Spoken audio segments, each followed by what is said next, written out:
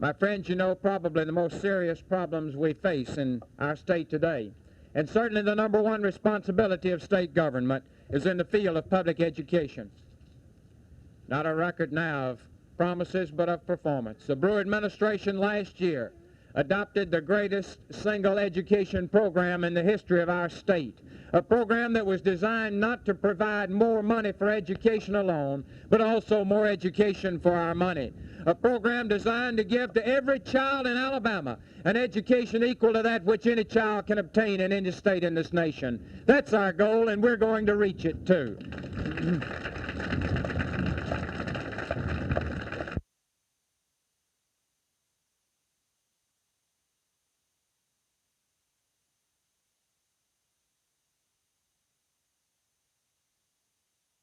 No more loneliness, only happiness.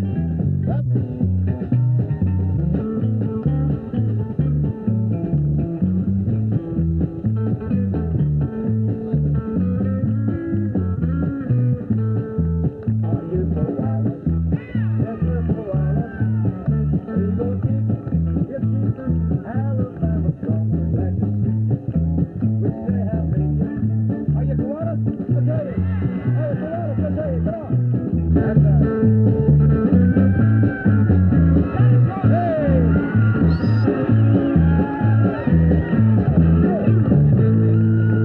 Ladies and gentlemen, the next governor of Alabama, Governor George Wallace. Good morning, sir. That's right. Well, Jimmy, thank you very much. It's good to be back in Baldwin County and Bay Minette.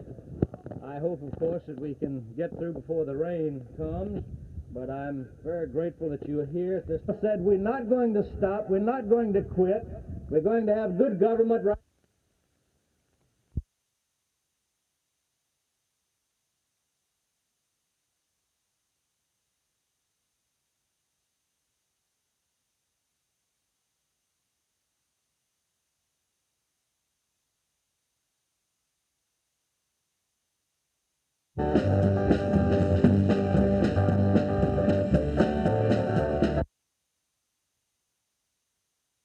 You know, my friends, when we educate our young people, we've got to keep them here in Alabama. And to keep them here, we've got to get jobs and payrolls and industrial development so they'll have an opportunity here to make a living and have a decent way of life.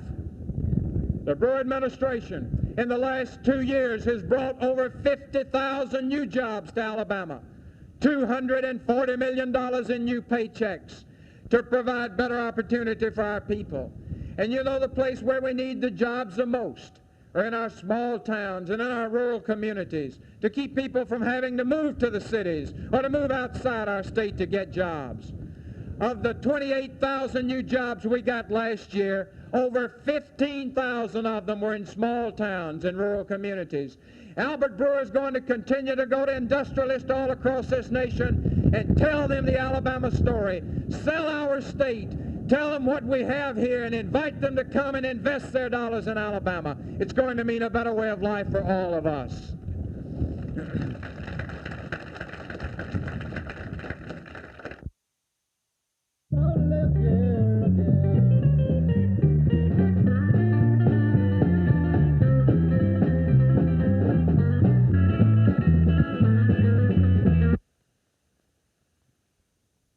Now, another thing that was going to happen during our administration, the last administration, but it was cut short, was that we're going to build a medical school in Mobile.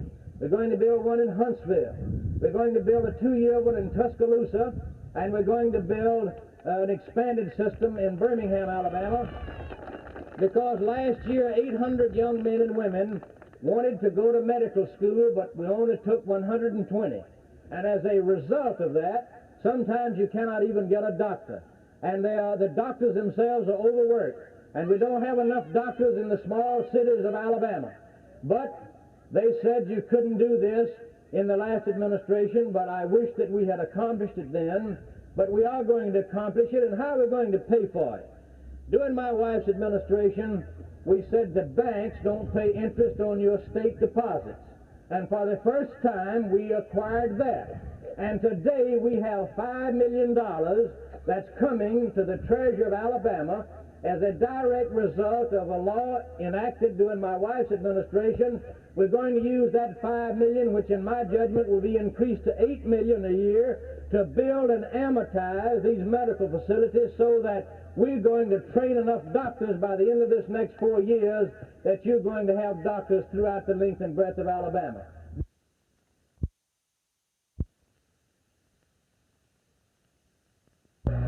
Telephone rates are too high, and gas rates are too high, and Alabama Power Company rates are too high, and we're going to bring them down too.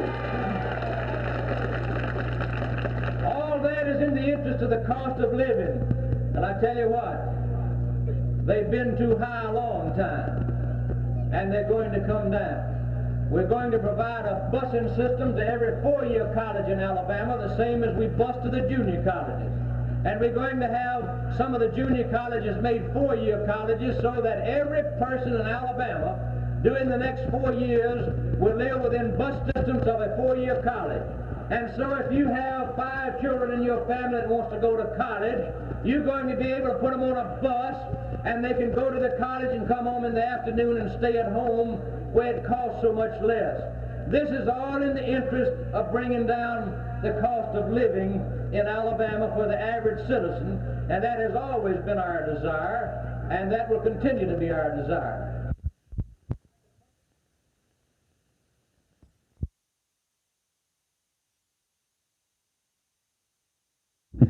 No, we haven't gotten any money from any utilities, and don't expect any. We're not going to ask for any.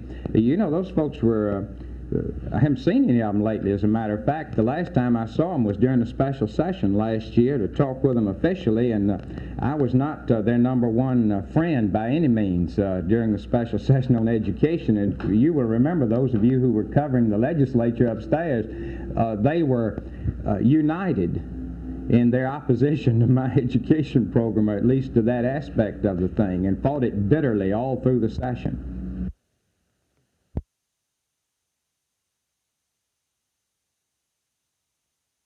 Further on down the line, far from Folsom Prison, that's where I want to stay.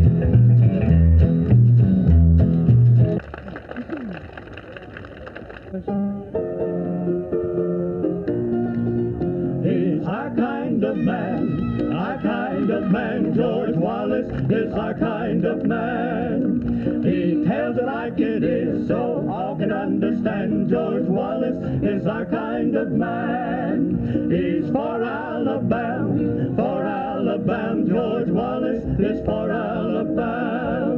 He did it before, he'll do it again. George Wallace is our Alabama. Hey, like it is, George. George Wallace is our Alabama.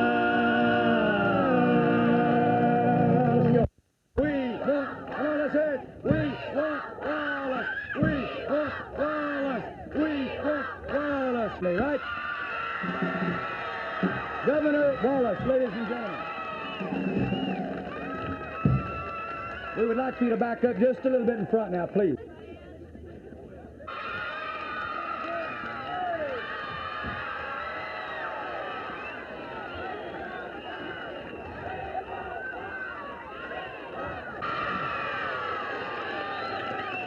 We also had the highest old age pensions in our state. To build a trade school in Atmore. So I tell you today that when we get to be in the governor's office next time, we are going to go ahead and carry out the commitment she made to build you the trade school here in Atmore, Alabama. You will be in bus distance of the University of South Alabama.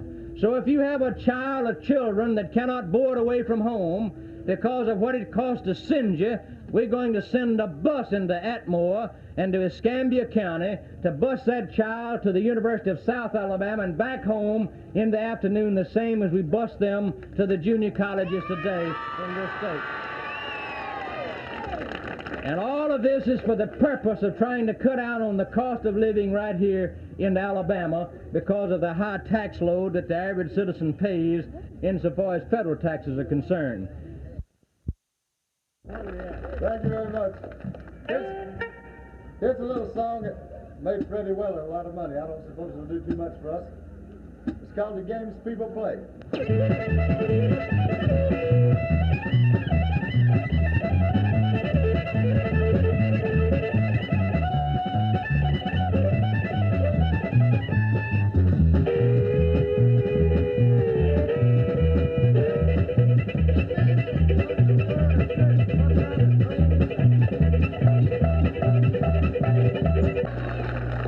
And there's one thing we're going to do.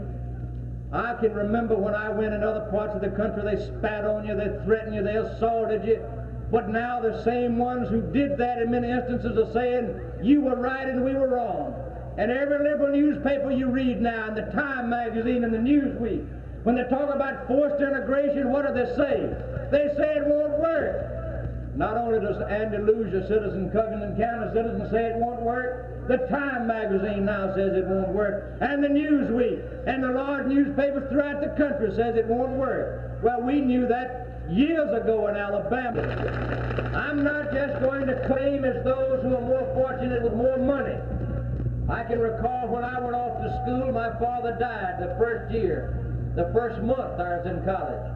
And I worked my way through, but very few people can acquire jobs now because there are not that many jobs. So we built this institution so that regardless of your income, your child or children or grandchildren can have an education and an opportunity the same as anybody else, regardless of how much money they have.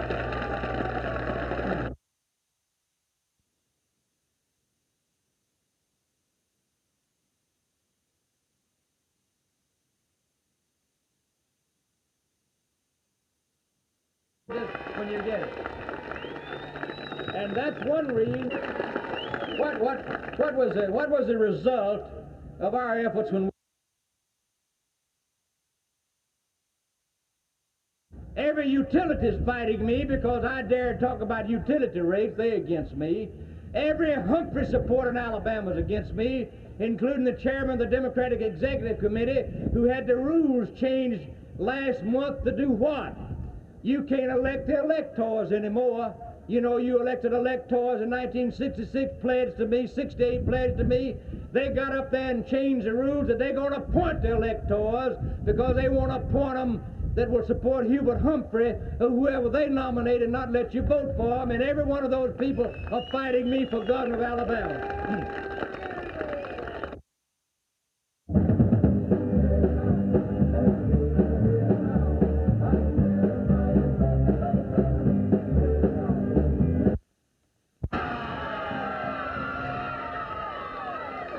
That road to Killer Road, and I can see why you do. We're going to straighten that road out for you this summer during the construction season.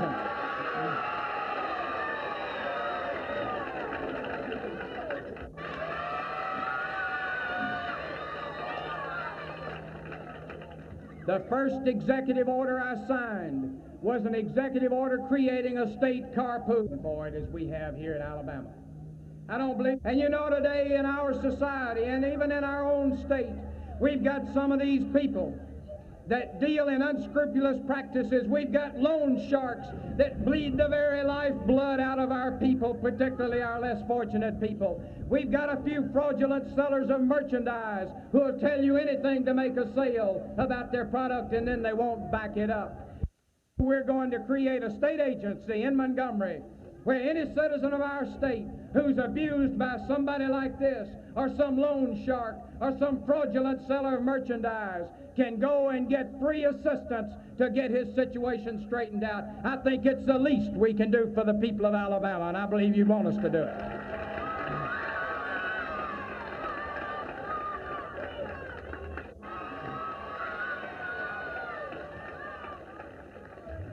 Number one in this country.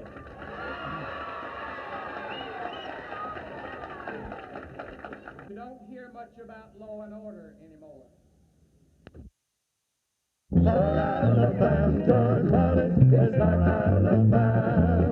He's ready before he'll do it again. George Wallace is our kind of man. Say like it is, George Wallace is our kind of man.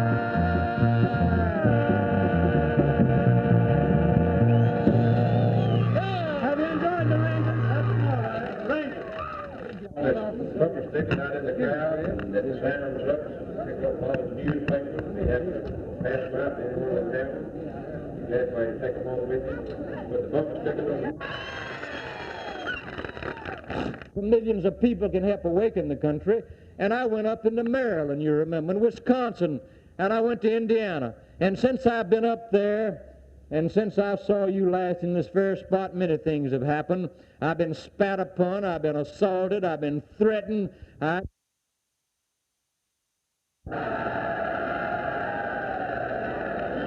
let me say in the beginning that I've taken on the pros, and you look like a bunch of amateurs, really.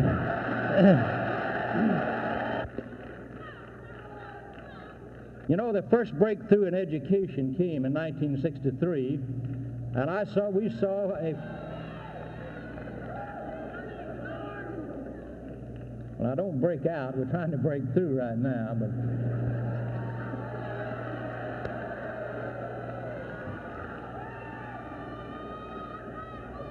Well, you made me lose my place, you know.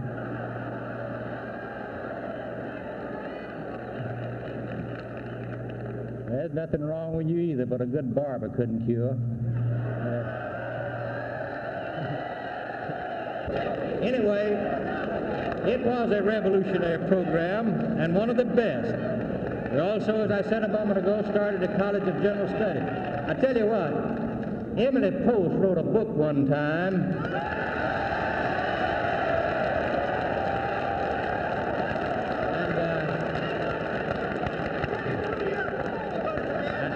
And the name of that book is How to Behave in a Crowd.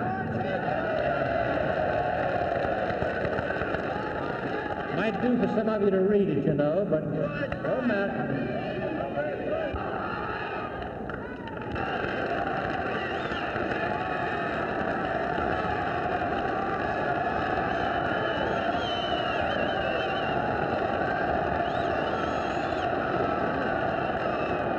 And there will be more to the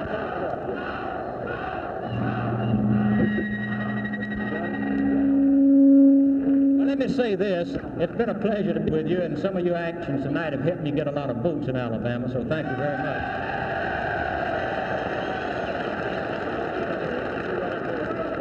Yes, sir, I'm going to collect my check and go home. Pretty good night's work. I had some more for you, but you wouldn't listen. All right, give me your question. I'm going. I'll carry you with me if you want to go.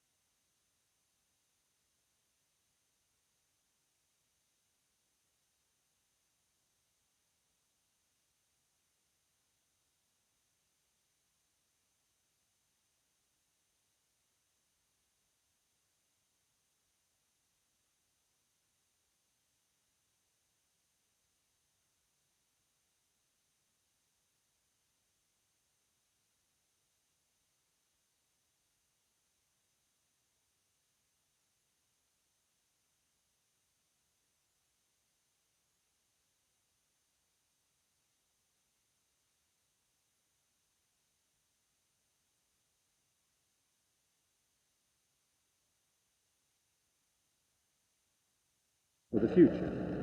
Now, for this present moment in history, if you would raise your right hand to God and place your left hand upon His holy word, I will administer to you the oath of office.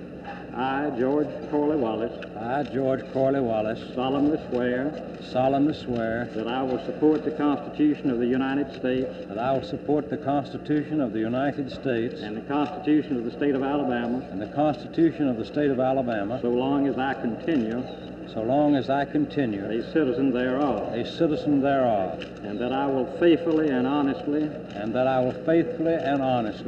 discharge the duties of the office upon which I am about to enter to the best of my ability, so help me God. Congratulations, George. May God continue to bless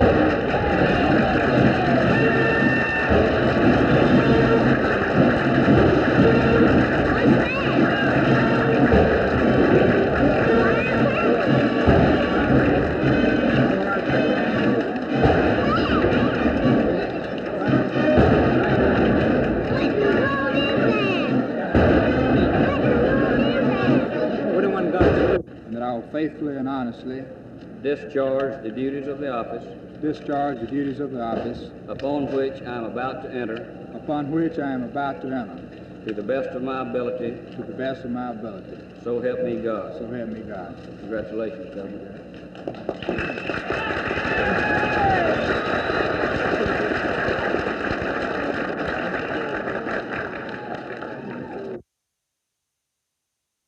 Only 23 men have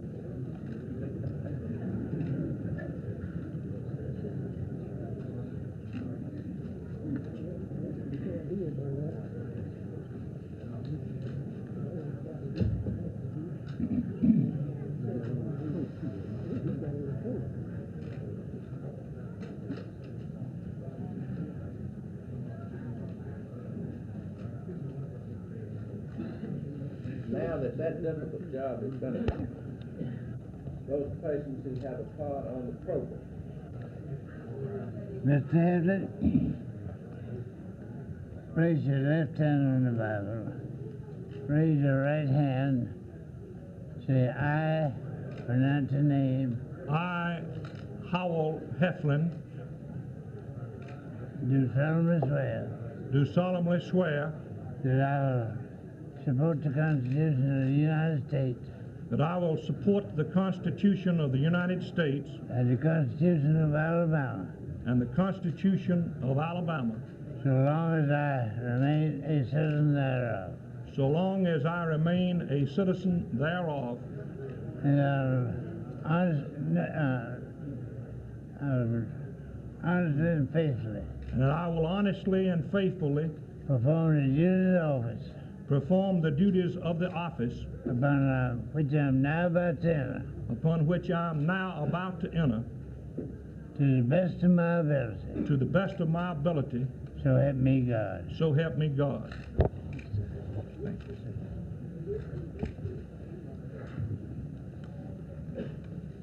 I have been admonished by the expert on procedure to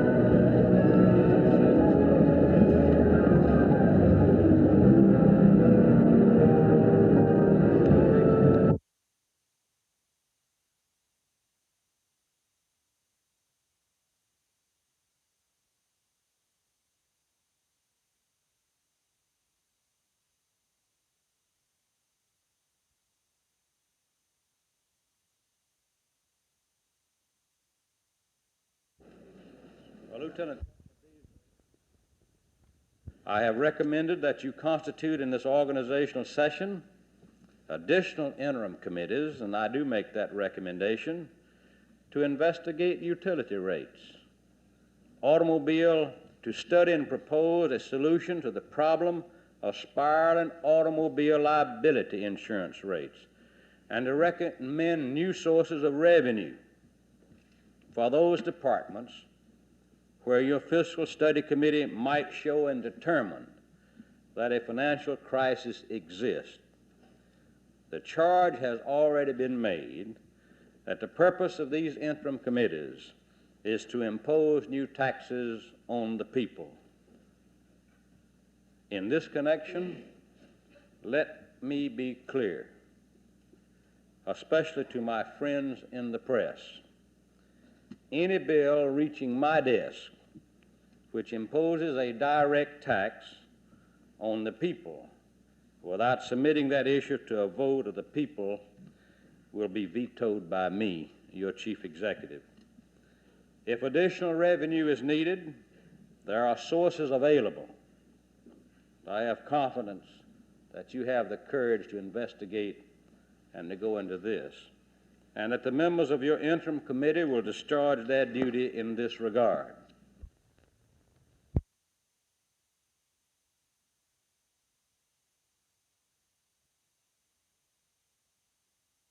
It seems to be popular and perhaps profitable for the press to criticize me and the majority of you as being opposed to legislative independence. I have read, as you have read, a recent headline declaring that the Wallace forces crush reform. The press defines independent legislature as one that should spend most of its time opposing or condemning me. It does not matter if any problems are solved. You can become a headline hero if you oppose and criticize the executive branch of government. I submit to you, however, that legislative independence means more than this. Legislative independence implies that you will be free and independent of sectional or regional prejudice. It implies that you will be free and independent of domination by any special interest group or groups. It implies that you will shoulder a full measure of the responsibility for developing entire programs that are needed if our state is to function properly and move forward. And above all, legislative independence implies that you will be independent of and uninfluenced by the subtle bias of a news story, the misleading quotation, or the condemning editorial comment. In short, legislative independence means something more than a newspaper headline. It means that a dedicated determination to hard work and an independence from all influences except those of your conscience and the people you represent.